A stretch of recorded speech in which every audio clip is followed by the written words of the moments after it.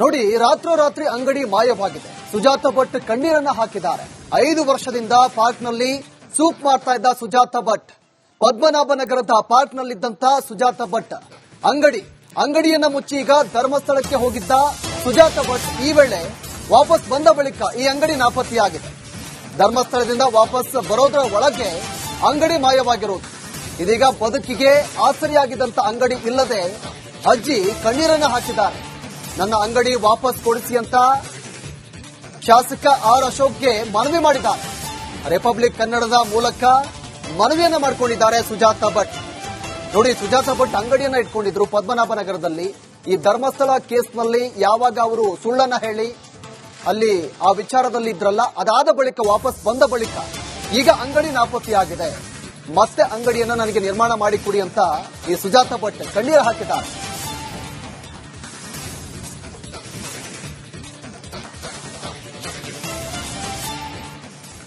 ಧರ್ಮಸ್ಥಳ ಪ್ರಕರಣದಲ್ಲಿ ಸುಜಾತ ಭಟ್ ಹೆಸರು ಕೇಳಿ ಬಂದ ದಿನದಿಂದ ಅವರ ಜೀವನದಲ್ಲಿ ಒಂದಷ್ಟು ಬದಲಾವಣೆಗಳು ತಿರುವಿಗೊಂದು ತಿರುವನ್ನ ಪಡಿತಾ ಇದೆ.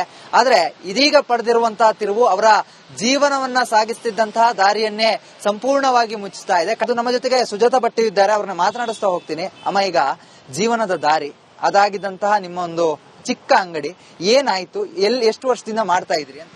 ನಾನು ಸುಮಾರು ಈ ಪಾರ್ಕ್ ಸ್ಟಾರ್ಟ್ ಆದಂದಿನಿಂದ ನಾನು ಸೂಪ್ಗಳನ್ನ ಮಾಡ್ಕೊಂಡು ಬರ್ತಾ ಇದ್ದೆ.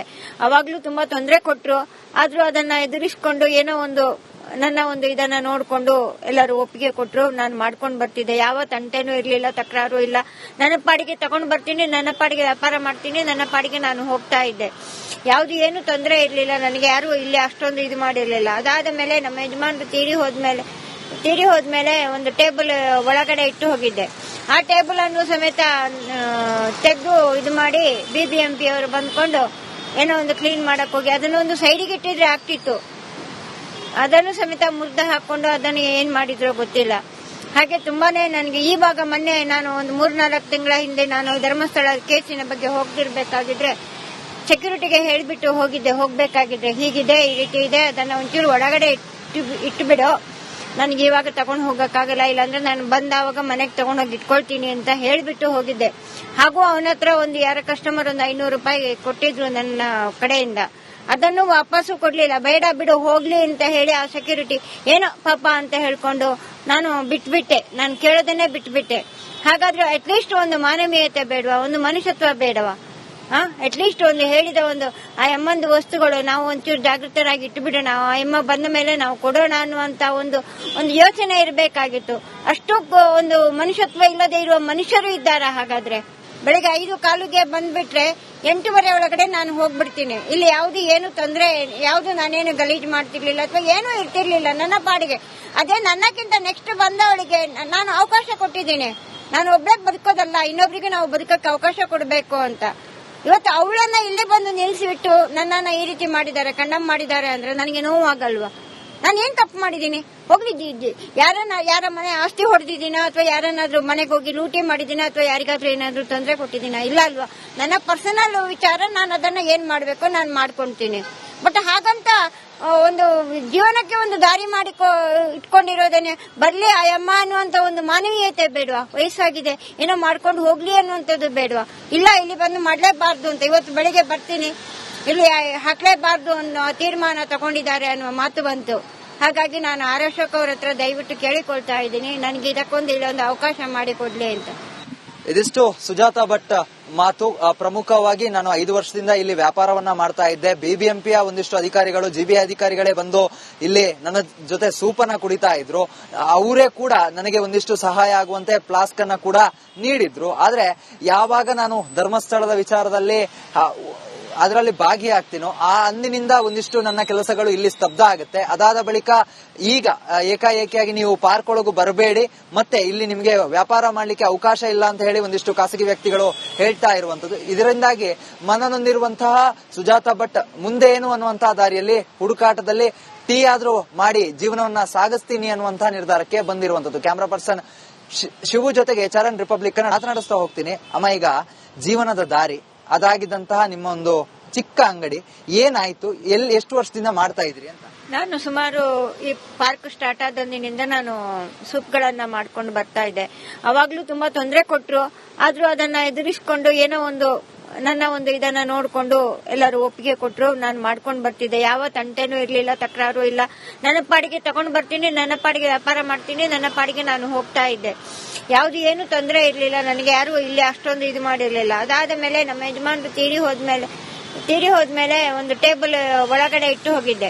ಆ ಟೇಬಲ್ ಅನ್ನು ಸಮೇತ ತೆಗೆದು ಇದು ಮಾಡಿ BBMP ಅವರು ಬಂದ್ಕೊಂಡು ಏನೋ ಒಂದು ಕ್ಲೀನ್ ಮಾಡಕ್ ಹೋಗಿ ಅದನ್ನೊಂದು ಸೈಡಿಗೆ ಇಟ್ಟಿದ್ರೆ ಆಗ್ತಿತ್ತು. ಅದನ್ನು ಸಮೇತ ಮುರ್ದ ಹಾಕೊಂಡು ಅದನ್ನು ಏನ್ ಮಾಡಿದ್ರೋ ಗೊತ್ತಿಲ್ಲ. ಹಾಗೆ ತುಂಬಾನೇ ನನಗೆ ಇವಾಗ ಮೊನ್ನೆ ನಾನು ಒಂದು 3-4 ತಿಂಗಳ ಹಿಂದೆ ನಾನು ಧರ್ಮಸ್ಥಳ ಕೇಸಿನ ಬಗ್ಗೆ ಹೋಗ್ತಿರ್ಬೇಕಾಗಿದ್ರೆ ಸೆಕ್ಯೂರಿಟಿಗೆ ಹೇಳ್ಬಿಟ್ಟು ಹೋಗ್ಬೇಕಾಗಿದ್ರೆ ಹೀಗಿದೆ, ಈ ರೀತಿ ಇದೆ, ಅದನ್ನ ಒಂಚೂರು ಒಳಗಡೆ ಇಟ್ಟು ಬಿಡು, ನನಗೆ ಇವಾಗ ತಗೊಂಡು ಹೋಗಕ್ಕಾಗಲ್ಲ, ಇಲ್ಲಾಂದ್ರೆ ನಾನು ಬಂದಾವಾಗ ಮನೆಗೆ ತಗೊಂಡೋಗಿ ಇಟ್ಕೊಳ್ತೀನಿ ಅಂತ ಹೇಳ್ಬಿಟ್ಟು ಹೋಗಿದ್ದೆ. ಹಾಗೂ ಅವನ ಹತ್ರ ಒಂದು ಯಾರ ಕಸ್ಟಮರ್ ಒಂದು 500 ರೂಪಾಯಿ ಕೊಟ್ಟಿದ್ರು ನನ್ನ ಕಡೆಯಿಂದ. ಅದನ್ನು ವಾಪಸ್ಸು ಕೊಡ್ಲಿಲ್ಲ. ಬೇಡ ಬಿಡು ಹೋಗ್ಲಿ ಅಂತ ಹೇಳಿ ಆ ಸೆಕ್ಯೂರಿಟಿ ಏನೋ ಪಾಪ ಅಂತ ಹೇಳ್ಕೊಂಡು ನಾನು ಬಿಟ್ಬಿಟ್ಟೆ. ನಾನು ಕೇಳದೇನೆ ಬಿಟ್ಬಿಟ್ಟೆ. ಹಾಗಾದ್ರೆ ಅಟ್ಲೀಸ್ಟ್ ಒಂದು ಮಾನವೀಯತೆ ಬೇಡವಾ, ಒಂದು ಮನುಷ್ಯತ್ವ ಬೇಡವಾ? ಅಟ್ಲೀಸ್ಟ್ ಒಂದು ಹೇಳಿದ ಒಂದು ಆ ಅಮ್ಮಂದು ವಸ್ತುಗಳು ನಾವು ಒಂಚೂರು ಜಾಗೃತರಾಗಿ ಇಟ್ಟು ಬಿಡೋಣ, ಆ ಅಮ್ಮ ಬಂದ ಮೇಲೆ ನಾವು ಕೊಡೋಣ ಅನ್ನುವಂತ ಒಂದು ಯೋಚನೆ ಇರಬೇಕಾಗಿತ್ತು. ಅಷ್ಟು ಒಂದು ಮನುಷ್ಯತ್ವ ಇಲ್ಲದೆ ಇರುವ ಮನುಷ್ಯರು ಇದ್ದಾರಾ? ಹಾಗಾದ್ರೆ ಬೆಳಿಗ್ಗೆ 5:15ಗೆ ಬಂದ್ಬಿಟ್ರೆ 8:30 ಒಳಗಡೆ ನಾನು ಹೋಗ್ಬಿಡ್ತೀನಿ. ಇಲ್ಲಿ ಯಾವ್ದು ಏನು ತೊಂದರೆ, ಯಾವ್ದು ನಾನೇನು ಗಲೀಜು ಮಾಡ್ತಿರ್ಲಿಲ್ಲ ಅಥವಾ ಏನೂ ಇರ್ತಿರ್ಲಿಲ್ಲ ನನ್ನ ಪಾಡಿಗೆ. ಅದೇ ನನ್ನಕ್ಕಿಂತ ನೆಕ್ಸ್ಟ್ ಬಂದವಳಿಗೆ ನಾನು ಅವಕಾಶ ಕೊಟ್ಟಿದ್ದೀನಿ. ನಾನು ಒಬ್ಬಳೇ ಬದುಕೋದಲ್ಲ, ಇನ್ನೊಬ್ರಿಗೆ ನಾವು ಬದುಕಕ್ಕೆ ಅವಕಾಶ ಕೊಡಬೇಕು ಅಂತ. ಇವತ್ತು ಅವಳನ್ನ ಇಲ್ಲಿ ಬಂದು ನಿಲ್ಲಿಸಿಬಿಟ್ಟು ನನ್ನನ್ನ ಈ ರೀತಿ ಮಾಡಿದ್ದಾರೆ, ಕಂಡಮ್ ಮಾಡಿದ್ದಾರೆ ಅಂದ್ರೆ ನನಗೆ ನೋವು ಆಗಲ್ವಾ? ನಾನು ಏನ್ ತಪ್ಪು ಮಾಡಿದ್ದೀನಿ? ಹೋಗ್ಲಿ, ಯಾರ ಮನೆ ಆಸ್ತಿ ಹೊಡೆದಿದ್ದೀನ ಅಥವಾ ಯಾರನ್ನಾದ್ರೂ ಮನೆಗೆ ಹೋಗಿ ಲೂಟಿ ಮಾಡಿದ್ದೀನ ಅಥವಾ ಯಾರಿಗಾದ್ರೂ ಏನಾದ್ರೂ ತೊಂದರೆ ಕೊಟ್ಟಿದ್ದೀನ? ಇಲ್ಲ ಅಲ್ವಾ? ನನ್ನ ಪರ್ಸನಲ್ ವಿಚಾರ, ನಾನು ಅದನ್ನ ಏನ್ ಮಾಡ್ಬೇಕು ನಾನು ಮಾಡ್ಕೊಂತೀನಿ. ಬಟ್ ಹಾಗಂತ ಒಂದು ಜೀವನಕ್ಕೆ ಒಂದು ದಾರಿ ಮಾಡಿ ಇಟ್ಕೊಂಡಿರೋದೇನೆ. ಬರ್ಲಿ ಆ ಅಮ್ಮ ಅನ್ನುವಂತ ಒಂದು ಮಾನವೀಯತೆ ಬೇಡವಾ? ವಯಸ್ಸಾಗಿದೆ, ಏನೋ ಮಾಡ್ಕೊಂಡು ಹೋಗ್ಲಿ ಅನ್ನುವಂಥದ್ದು ಬೇಡವಾ? ಇಲ್ಲ, ಇಲ್ಲಿ ಬಂದು ಮಾಡ್ಲೇಬಾರ್ದು ಅಂತ ಇವತ್ತು ಬೆಳಿಗ್ಗೆ ಬರ್ತೀನಿ, ಇಲ್ಲಿ ಹಾಕ್ಲೇಬಾರ್ದು ಅನ್ನೋ ತೀರ್ಮಾನ ತಗೊಂಡಿದ್ದಾರೆ ಅನ್ನುವ ಮಾತು ಬಂತು. ಹಾಗಾಗಿ ನಾನು ಆರ್ ಅಶೋಕ್ ಅವರ ಹತ್ರ ದಯವಿಟ್ಟು ಕೇಳಿಕೊಳ್ತಾ ಇದ್ದೀನಿ, ನನಗೆ ಇಲ್ಲೊಂದು ಅವಕಾಶ ಮಾಡಿಕೊಡ್ಲಿ ಅಂತ. ಇದಿಷ್ಟು ಸುಜಾತಾ ಭಟ್ ಮಾತು. ಪ್ರಮುಖವಾಗಿ ನಾನು 5 ವರ್ಷದಿಂದ ಇಲ್ಲಿ ವ್ಯಾಪಾರವನ್ನ ಮಾಡ್ತಾ ಇದ್ದೆ. BBMPಯ ಒಂದಿಷ್ಟು ಅಧಿಕಾರಿಗಳು, GBI ಅಧಿಕಾರಿಗಳೇ ಬಂದು ಇಲ್ಲಿ ನನ್ನ ಜೊತೆ ಸೂಪನ್ನ ಕುಡಿತಾ ಇದ್ರು. ಅವರೇ ಕೂಡ ನನಗೆ ಒಂದಿಷ್ಟು ಸಹಾಯ ಆಗುವಂತೆ ಫ್ಲಾಸ್ಕ್ ಅನ್ನ ಕೂಡ ನೀಡಿದ್ರು. ಆದ್ರೆ ಯಾವಾಗ ನಾನು ಧರ್ಮಸ್ಥಳದ ವಿಚಾರದಲ್ಲಿ ಅದರಲ್ಲಿ ಭಾಗಿಯಾಗ್ತೀನೋ ಆ ಅಂದಿನಿಂದ ಒಂದಿಷ್ಟು ನನ್ನ ಕೆಲಸಗಳು ಇಲ್ಲಿ ಸ್ತಬ್ಧ ಆಗುತ್ತೆ. ಅದಾದ ಬಳಿಕ ಈಗ ಏಕಾಏಕಿಯಾಗಿ ನೀವು ಪಾರ್ಕ್ ಒಳಗೂ ಬರಬೇಡಿ, ಮತ್ತೆ ಇಲ್ಲಿ ನಿಮಗೆ ವ್ಯಾಪಾರ ಮಾಡ್ಲಿಕ್ಕೆ ಅವಕಾಶ ಇಲ್ಲ ಅಂತ ಹೇಳಿ ಒಂದಿಷ್ಟು ಖಾಸಗಿ ವ್ಯಕ್ತಿಗಳು ಹೇಳ್ತಾ ಇರುವಂತದ್ದು. ಇದರಿಂದಾಗಿ ಮನನೊಂದಿರುವಂತಹ ಸುಜಾತಾ ಭಟ್ ಮುಂದೆ ಏನು ಅನ್ನುವಂತಹ ದಾರಿಯಲ್ಲಿ ಹುಡುಕಾಟದಲ್ಲಿ ಟೀ ಆದ್ರೂ ಮಾಡಿ ಜೀವನವನ್ನ ಸಾಗಿಸ್ತೀನಿ ಅನ್ನುವಂತಹ ನಿರ್ಧಾರಕ್ಕೆ ಬಂದಿರುವಂತದ್ದು. ಕ್ಯಾಮರಾ ಪರ್ಸನ್ ಶಿವು ಜೊತೆಗೆ ಚರಣ್, ರಿಪಬ್ಲಿಕ್.